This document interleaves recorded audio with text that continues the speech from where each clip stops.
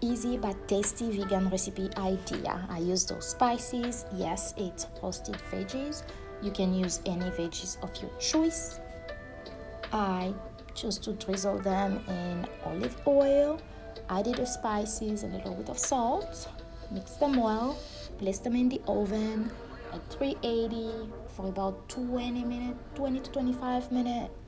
Mix them well, place them back in the oven for another 20 minutes or so. And I decided to have the veggies with a homemade hummus. I wash the chickpeas, remove the skin, blend your chickpeas first, twice or three times. Shake them in between to make sure they are well blended.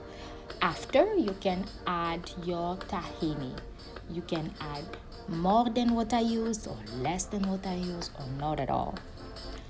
After adding the tahini, I added a juice of 1 lemon, added black pepper to taste, salt, a little bit of salt, and cold water. I've seen people use ice, but I did not have any ice, so I just used about a cup or a little bit less than a cup of cold water. You can just start with half a cup and see if you like that consistency. If you don't, you can always add more. Forgot to mention that I added roasted garlic to the hummus when I was blending everything.